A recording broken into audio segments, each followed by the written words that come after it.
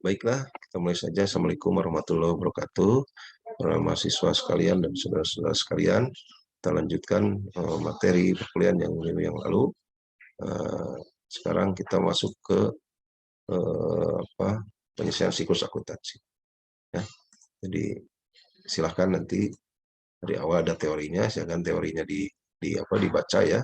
Kita masuk ke neraca lajur. Ya. Ini neraca lajur itu disusun dari jurnal umum. Jadi pelanjutan dari kuliah kemarin ya, jurnal umum, akun diurutkan berdasarkan urutan berikut. Ya. Apa lagi ngajar? Apa?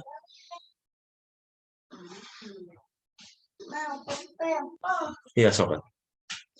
Tutup pintunya.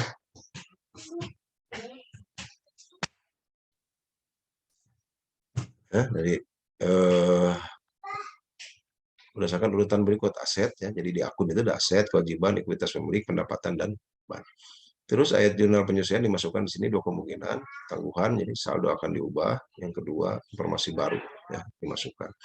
Nanti gabungan ini akan masuk di neraca saldo setelah penyesuaian. Di penyesuaian digabungkan dari neraca saldo, saldo akun sekarang sudah disesuaikan. Contoh, ya ini lanjutan dari dari minggu yang lalu ya. Ini kan ada kas, piutang, ya. Nah, di sini ini akun kas, piutang, penangkapan sesuai dibayar di muka, kelihatan kantor. Ini akunnya akun laba rugi ya, harga rugi akun neraca sampai hutang, sewa, modal ya, ini akun modal, ini penarikan ya, ekuitas sampai sini, ini akun laba rugi ya. Ini disebut neraca saldo sebelum penyesuaian. Jadi yang minggu lalu kita kerjakan, yang materi sebelum ini kita kerjakan adalah neraca saldo sebelum penyesuaian. Nah, muncullah ya tambahan-tambahan penyesuaian. Contoh sambungannya, akun perlengkapan memiliki saldo debit sebesar 2.000. Peringatan fisik atas perlengkapan yang dilakukan pada akhir periode menunjukkan bahwa perlengkapan masih tersisa sebesar 760. Dengan demikian perlengkapan senilai 1240 digunakan selama periode bulan tersebut. Ya, ini kalau istilahnya ini stok opnam.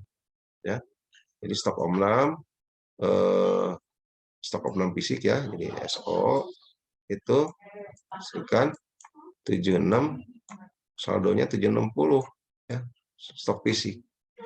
760 dikurangi 2.000 karena salah 2.000. Saldo awalnya 2.000.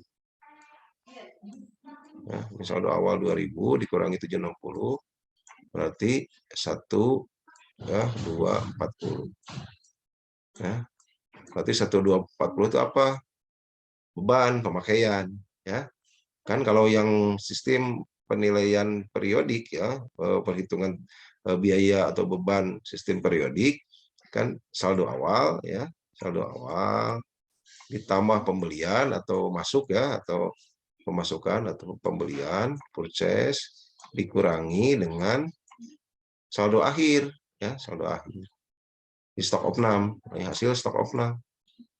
Inilah namanya beban. Jadi 1240 itu adalah beban ya, atau perlengkapan yang digunakan selama 2 periode tersebut ya.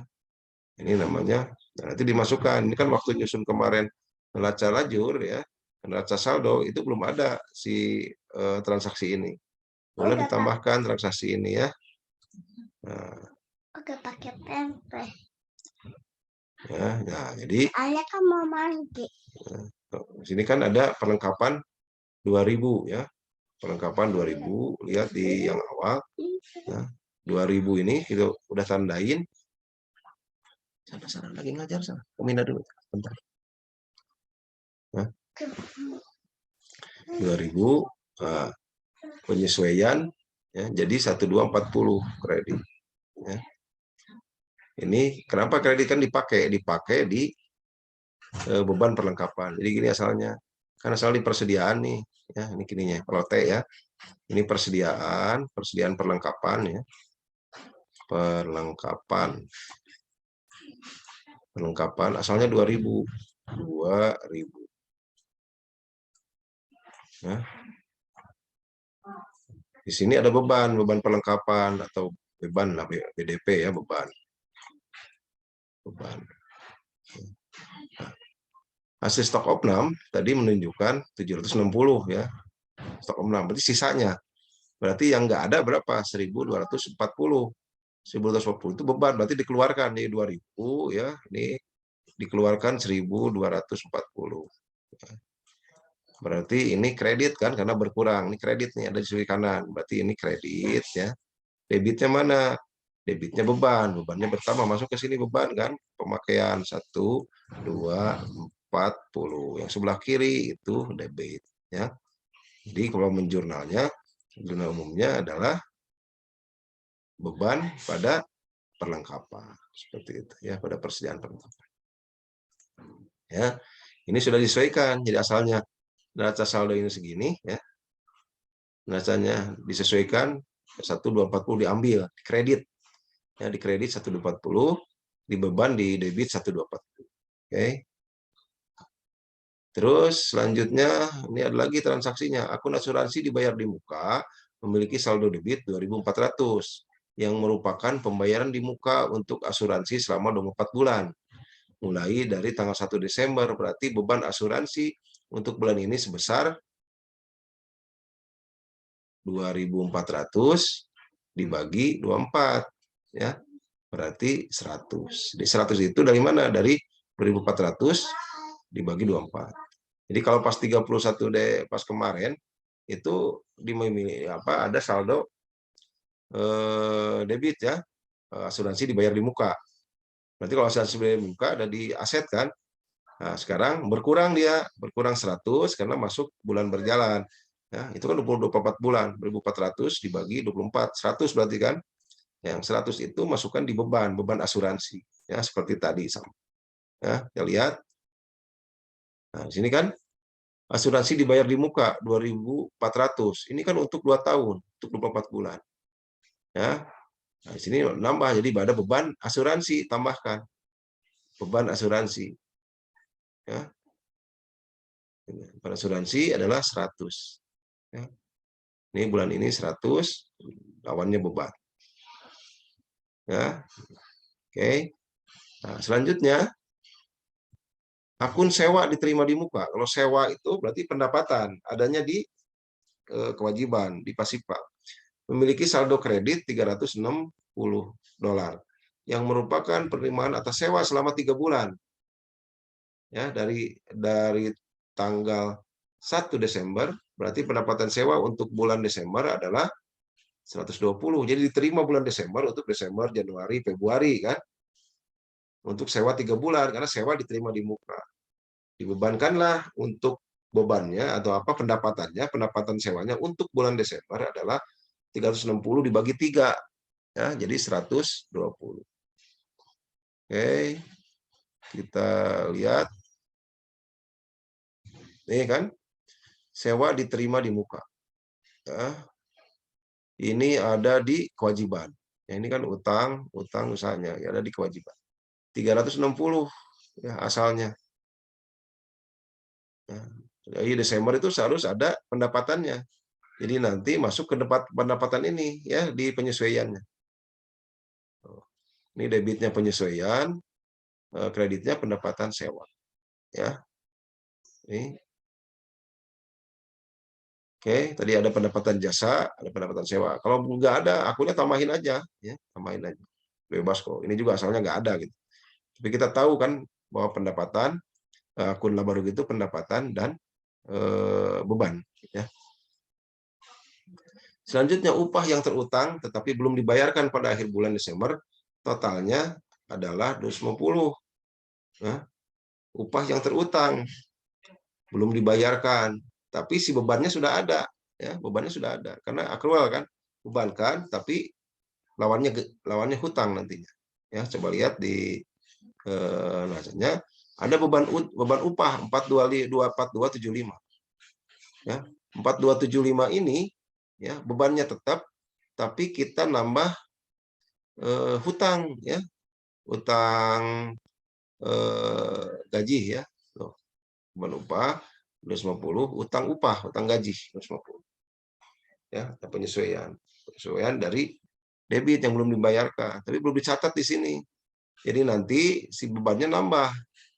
Ya, ya asalnya cash basis, ya, jadi nunggu dibayar.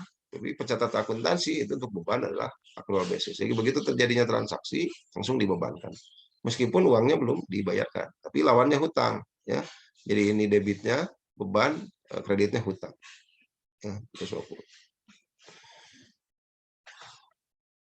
Pendapatan jasa yang sudah diperoleh pada akhir bulan Desember namun belum dicatat, totalnya 500, belum dicatat, ya, berarti ditambahkan, ya, ditambahkan, ya, pendapatan jasa, misalnya 16.340, nanti di penyesuaian juga dikredit ditambah 500, ya, piutang usaha 500.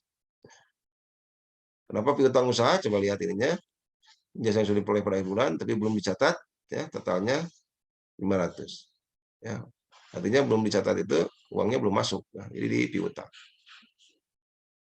Nah, penyusutan peralatan kantor untuk bulan Desember adalah 50. Ya, berarti ada beban penyusutan. Ada beban penyusutan. Nah, beban penyusutan ditambahkan. Misalnya nggak ada misalnya beban penyusutan. 50, ya. Akumulasi penyusutan 50 karena baru kan, alatnya baru. Coba lihat transaksinya. Penyusutan peralatan kantor untuk bulan Desember, ya, adalah sebesar 50. Agar tidak ditampilkan lagi, jadi si judul laporan tidak ditempel lagi di slide berikutnya. Tapi kita tahu kan, ya. Jadi posisinya seperti ini, ya. Ini apa, neraca saldonya, ini penyesuaiannya. Ya. Ini akun neraca saldo penyesuaian. Nanti kita masukkan neraca setelah penyesuaian. Nah, penyesuaian. Jadi kalau tidak ada koreksi, ya, tidak ada penyesuaian itu koreksi. Ini nilainya sama, jadi 2065 ditambah 0, ya, kurang 0, 2065. Sekarang piutang usaha 22 ya, ditambah 500 karena sama-sama di debitnya, ditambah 500, ya. Yang perlengkapan 2000, ya, dikurangi 1240, ya. Terus asuransi dibayar di muka 2400 dikurangi 100, ya. Tanah lengkap, tetap, peralatan kantor juga tetap, utang usaha juga tetap, sewa diterima di muka, ya. Jadi asalnya kredit 360, ya, dikurangi 120 di debit, ya. Nanti di neraca penyesuaian adanya di sini 240, nah di kreditnya jadi 240, ya, kira-kira seperti itu. Nah, total ditutup, ya, ditutup, ya, juga sama, ditutup harus sama, ya, buat kreditnya. Kemudian kolom neraca saldo sebelum penyesuaian dan kolom penyesuaian digabungkan untuk menentukan jumlah yang akan ditampilkan di neraca saldo setelah penyesuaian. Ini kan yang tadi, ya. Ini penyesuaiannya neraca saldo setelah penyesuaian ini ditambahkan antara kolom ini dengan kolom ini. Tapi kita lihat, jadi kalau debit dengan debit itu ditambahkan, kalau debit dengan kredit berarti dikurangkan. Mana yang lebih besar nanti untuk menaruh angkanya ada di debit atau di kredit, gitu, ya. Gitu. Jadi misalkan ini perlengkapan 2000, kredit 1240, berarti ini kan dikurang kan, ya. Ditaruhnya di mana? Berarti masih ada sisa nih, ditaruhnya di debit di sini nanti. Nah, seperti ini, ya. Nah, ini ada yang dikredit karena utang itu kan kredit. Lihat ini, kalau di kredit berarti ada mutasi, berarti dikredit juga. Ini 360 kan dikredit 120 debit, ya. Berarti dikurangi 240 ada di mana? Besar di sini kan, di kredit seperti itu, ya. Bawahnya juga sama, nanti ditutup di nilainya totalnya harus sama dengan kreditnya, debit kredit, ya. Karena kita jurnal berpasang.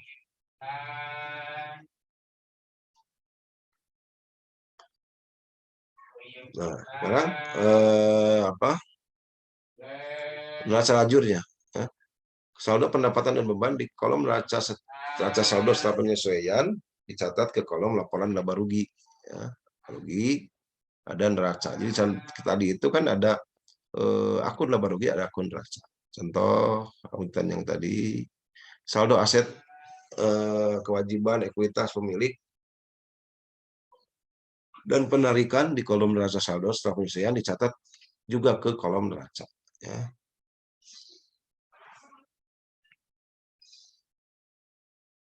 Ini kan kas piutang perlengkapan sampai dengan sini, ya.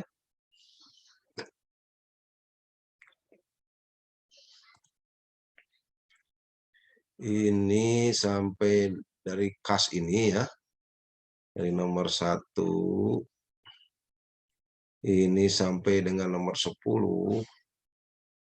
Ini akunnya akun neraca, ya. Ini akun NRC, akun neraca. Nah, akun neraca.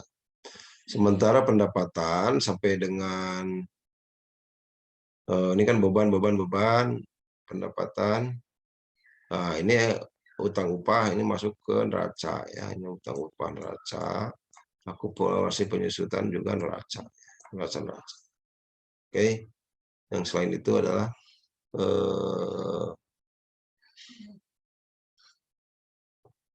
apa, laba rugi. Nah, sekarang kita akan memindahkan saldo dari kolom neraca saldo setelah penyesuaian. Nah, ini kan, ini nggak ada mutasi, sama, ini sama, ini sama, ini sama, ini sama, ini nih. Ya, mau ini sama.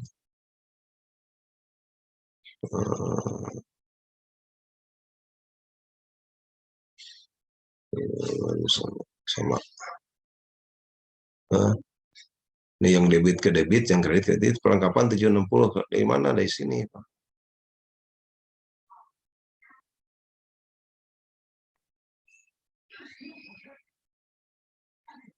Yang tadi kan ini hasilnya neraca saldo setelah penyesuaian kan, yang kolom itu. Dari mana? Dari sini kan, yang tadi kita bilang. Ah, dari sini, ya. Ini disalin jadi ini kan.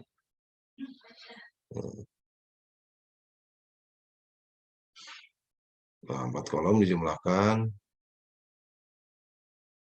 Pindahkan saldo dari kolom neraca saldo setelah penyesuaian kan, dipindahkan. Pindahkan. Nah, berarti ini kan, ini dipindahkan. Keempat kolom ini masing-masing dijumlahkan totalnya. Ya, ini jumlahkan. Nah, terus selisih antara kolom debit dan kolom kredit 88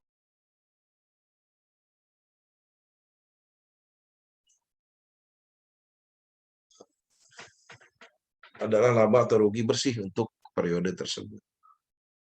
Ya, selisih ini kan, lihat selisih antara kolom debit dan kolom kredit di 88 rugi adalah laba atau rugi, ya, karena debit dan kredit itu kan pendapatan dan beban. Terus selisih antara kolom debit dan kolom kredit tidak adalah laba atau rugi bersih untuk periode tersebut. Ini apa laba ruginya? Ini 9755 itu dari mana? 9755, ya, apa laba rugi? Ini debit kredit kan, selisihnya ini.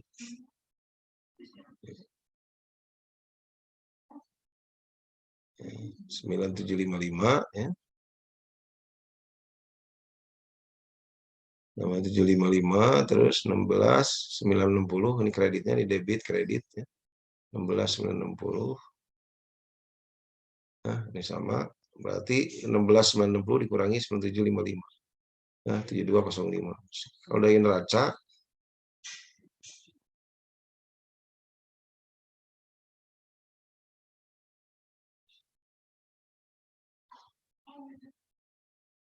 ya, dari neraca 26440 kan, kredit 26.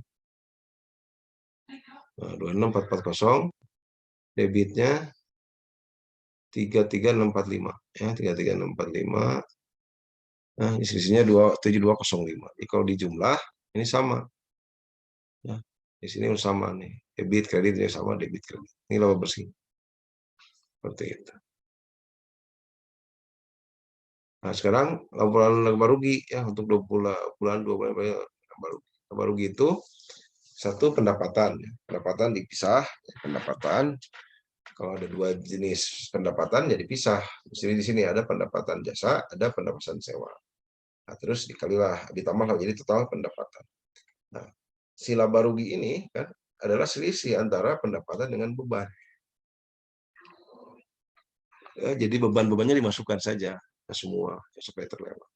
Nah, di sini ada laba 7205.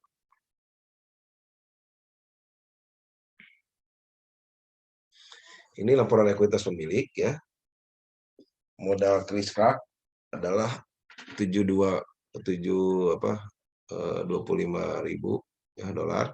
Laba bersih selama bulan November karena laba itu menambah ekuitas kan. Kemarin tadi labanya 7205 ya, 7205 yang ini Pak. 7205 ya, hitung laba. 05 artinya 32.205. Dikurangi penarikan ya. Penarikan apa? Penarikan Kriskrak pernah narikan ya transaksi di minggu yang lalu. Saya kirim yang 4.000. Jadi kenaikan dalam ekuitas pemilik menjadi 28.205 ya dolar. Modal Kriskrak pada 31 Desember adalah 28.205. Oke. Nah, ini neracanya dari neraca itu dari gini ya, aset ya, kas, aset itu dari kas, piutang usaha, perlengkapan, asuransi dibayar dulu. Kalau aset tetapnya adalah tanah, penataan kantor, ya, dikurangi akumulasi. Nah, akumulasi penyusutan. Kalau kewajiban, ada kewajiban lancar ya, lancar dari kewajiban usaha, kewajiban utang upah, utang pajak, masuk situ, sewa diterima di muka juga masuk. Sekuritas pemilik, modal Kriskrak, total kewajiban dan ekuitas.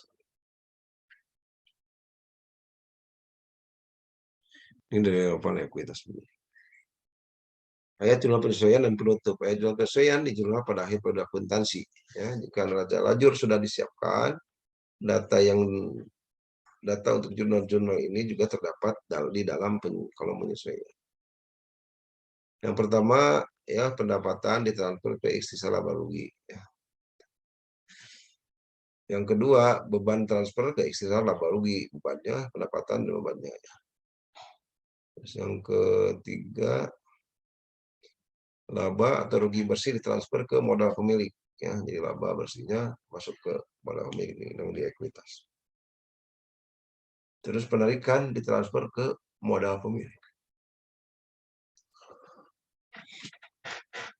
Ya, kita lanjutkan. Ya, akun sisa laba rugi tidak muncul dalam laporan keuangan, ini tidak muncul. Ini ya, ini yang dari saldo tadi ya. Saldo yang ditampilkan adalah saldo yang disesuaikan sebelum penutupan. Ya, untuk berikut ini proses penutupannya. Oke. Angka 1. Debit setiap akun pendapatan sebesar saldonya dan kredit ikhtisar laba rugi sebesar total pendapatan. Ya, jadi ikhtisar laba ruginya ngambil dari mana? Ngambil dari total pendapatan. Nah, langkah pertama seperti ini. Ini kalau depan jasa 16.840 ini 920.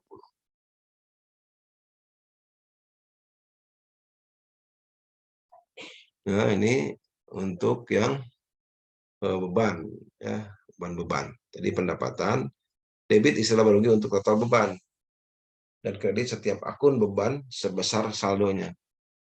Ya, ini kalau ditunjukkan 975 ya.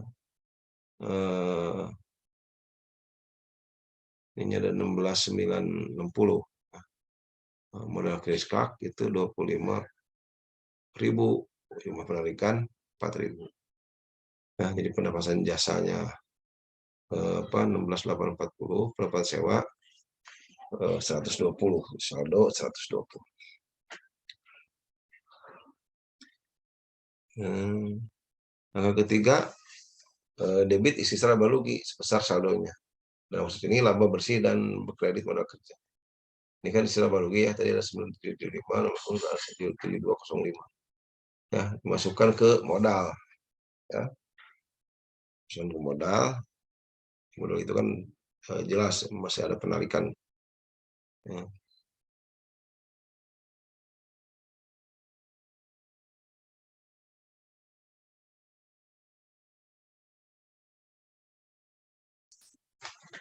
Nah, ini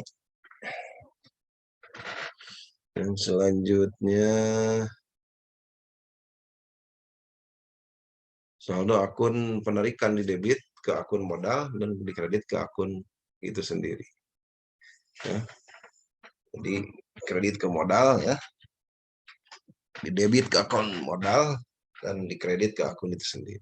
Ya, di akun ini di debit di akun modal dan di kredit di akun itu sendiri, di akun Kriscap ini. Sekarang tinjauan atas proses tutup buku ya. Tadi udah di beban upah dipindah-pindahin ya kan mau ditutup. Jadi semua dikredit semua ya, seolah mau dipindahin kredit semua. Ya. Kan kalau tadi belum ada di kredit, sekarang kredit tuh. Nah, ini kan menutup akun beban, ya, akun bebannya ditutup semua ya. Tadi menutup akun pendapatan kan, pendapatan jasa, pendapatan sewa. Nah, terus menutup isi laba rugi ya, ini laba rugi yang warna coklat ini, terus yang warna eh, orange itu menutup akun penarikan ya 4.000. Setelah ayat jurnal penutup diposting, semua akun akan memiliki saldo nihil ya. Artinya apa? Karena sudah dipindahkan. Nah, ini neraca saldo penutup ya, kas piutang ini dari mana? Dari yang tadi saldo penutup ini ya, ini nih ya, saldo penutup jadi beban upah ya. Bisa ada kas ya. Oh, ini kan terus yang namanya modal kerja itu aset lancar dikurangi kewajiban lancar ya. Jadi kalau misalkan kewajiban aset lebih tinggi, oh berarti memang tidak punya modal kerja. Rasio lancar itu aset lancar dibagi ya, dibagi dengan kewajiban lancar. Selanjutnya rasio lancar atau rasio current rasio ya. Jadi seberapa besar aset lancar untuk menutupi kewajiban lancar. Nah, jadi aset lancar harus besar, kewajiban lancar harus kecil. Ya, jangan sampai 50-50 atau bahkan lebih buruk, aset-asetnya lebih kecil dibandingkan dengan kewajiban. Ini rasio lancar 5,6 ya. Rasio ini mengindikasikan bahwa net solution mampu melunasi kewajibannya. Dari mana? Dari sini. Ya. Jadi hutang Rp1 itu dijamin dengan Rp3,6 ya, karena dia asetnya banyak ya, 7845 hutangnya 130. Jadi 7845 dibagi 1390 adalah 5,6. Artinya setiap Rp1 atau $1 hutang ya dijamin oleh aset 5,6, aset lancar 5,6 ya dolar. Bagus tuh.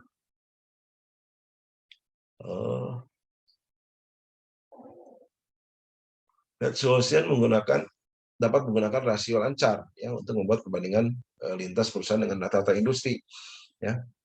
Jadi lintas perusahaan dengan perusahaan lain, rata-rata industri itu jadi industri yang serupa ya, yang sama gitu, di lingkungannya. Itu namanya rata-rata industri. Ya, mungkin itu yang bisa saya sampaikan. Tolong dipelajari lagi ya. Ada yang di modul juga di materi ya. Ini kenapa saya mempresentasikan ini ya, karena sambungan dari yang minggu yang lalu. Minggu yang lalu kita kan hybrid ya, hybrid tatap mukanya juga.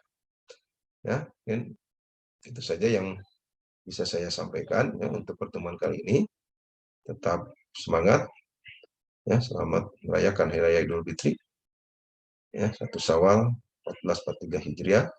Taqabbalallahu minna wa minkum, taqabbal ya karim minal aidin wal faidin.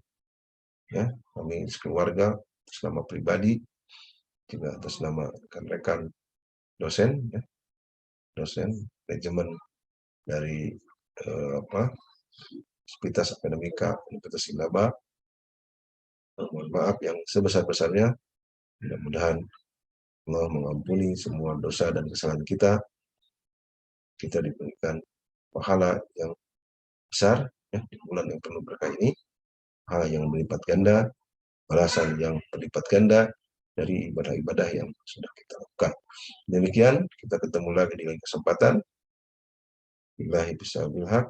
Assalamualaikum warahmatullahi wabarakatuh.